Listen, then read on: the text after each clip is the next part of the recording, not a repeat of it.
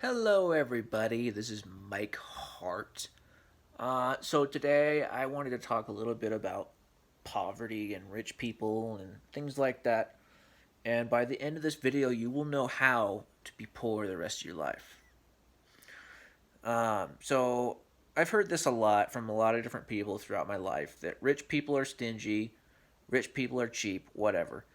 And they never stop to think maybe it's not that rich people are cheap, but maybe it's because maybe it's because they're stingy is the reason why they're rich. In fact, most books on wealth do talk about this. How the rich people tend to be better with their money, they save better. The reason why they're wealthy is because they don't live a lavish lifestyle. How many people do you know who live paycheck to paycheck and never have money and are poor simply because they can't save any money? They have to have all the new stuff that comes out. They have to have the new game system, all the new games. They have to have a new TV all the time. They have to have a new car that they're spending thousands of dollars on finance plan, wasting thousands of dollars, I should say, because they're making interest payments on a depreciating asset, something a lot of these wealthy people would never do. Anyway, at least at that level. When they were younger, they would never do that. They would pay cash for a car, for a depreciating asset. Anyway, so a lot of these people have this external locus control and this victim mindset of poor me. I can't do anything to change my situation. I'm just gonna complain about rich people. I'm gonna complain about people who have it better than me. Who have made better decisions than me. I'm just gonna complain about it. And I've never understood this. Never understood this. Everything that has happened to me in my life, I look back on it and think, you know what, I could have made some better decisions there. There are some things that happen, like there's this guy that was misunderstanding me about the whole external locus of control thing, saying, uh, bad and good things happen to people. So there's some things you're in control of and some things you aren't. Obviously, I know that because I'm not an idiot. But he's misunderstanding the point. He's misunderstanding what external locus of control means. It doesn't mean you're in control of everything. It means you have a mindset that is positive, a mindset that is, I am responsible.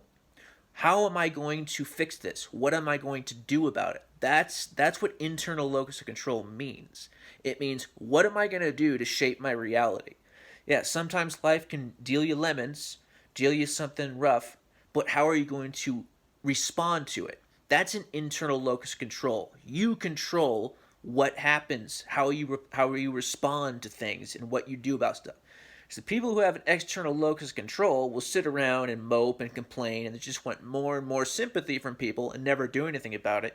And so nothing ever changes because they never actually look at themselves for 1 second, say, hey, what could have I done better? And because they never look at themselves to ask that question, nothing ever gets better because they never make any changes. So that is someone who is completely at fault for not digging themselves out of the hole they're in. And you people out there who bash on wealthy people, yeah, I get it. Some wealthy people probably are assholes, but not all of them. But you people out there doing that, you're screwing yourself.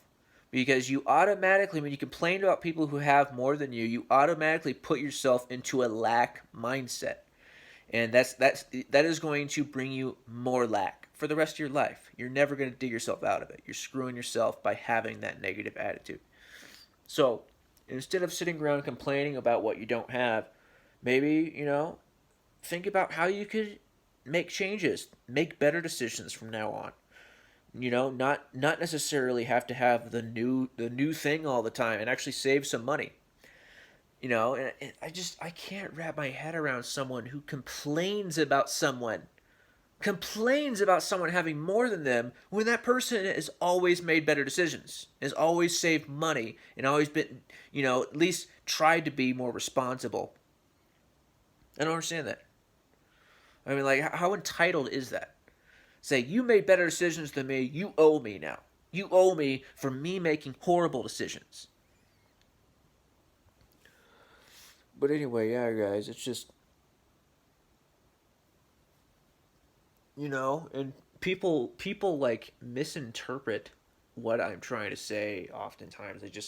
They assume, you know, in a short video you can't upload your entire brain, all of your thoughts into a video in a short video. So if you ever don't you know, go into more depth and more detail about a subject, sometimes people will say, well, you didn't discuss this more in depth. You didn't give us hours and hours and hours of all the information you know about this subject. Therefore, you're wrong, or you don't know as much as I do, or it's more complicated than that. Just like no benefit of the doubt at all, just assuming you don't know. Every single time someone has disagreed with me in one of my videos, they are the one who's wrong.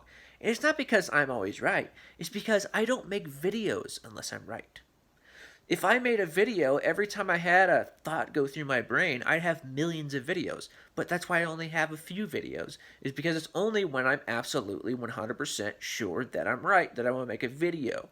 And I will go over in my brain every possible rebuttal someone could give to the arguments I make in my video. That's why no single time someone has disagreed with me in one of my videos have they been right and I've been wrong.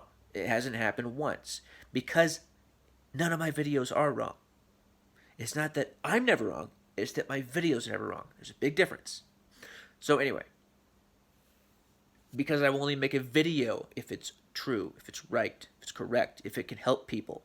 And I wouldn't feel good about it. I wouldn't release it if I didn't feel 100% strongly that it was true and it could help people.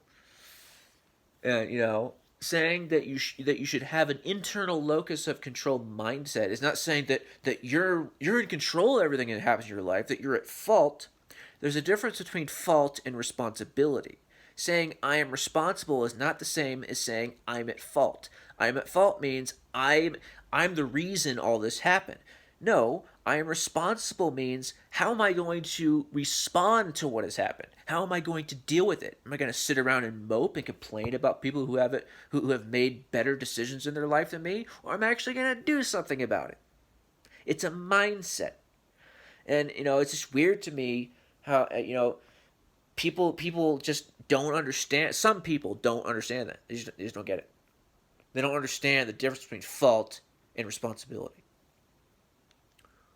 And they think if you say you should take responsibility, they instantly think that means you should assume fault. That it's your fault for everything. It's not the same thing. It's very easy for me to understand, but very hard for some other people to. I don't know why. You're just not looking at it the same way, I guess. I don't know. But anyway. So yeah, guys. How to be poor the rest of your life. Bitch and moan constantly, and think all people who have it better than you are just lucky or privileged or whatever. None of them actually made any better decisions. None of them are actually better with their money. In fact, when actually it's been proven that majority of them actually are better with their money, and that's why they have more money than you, is because they actually are responsible with it. So anyway, yeah, thanks for watching, guys.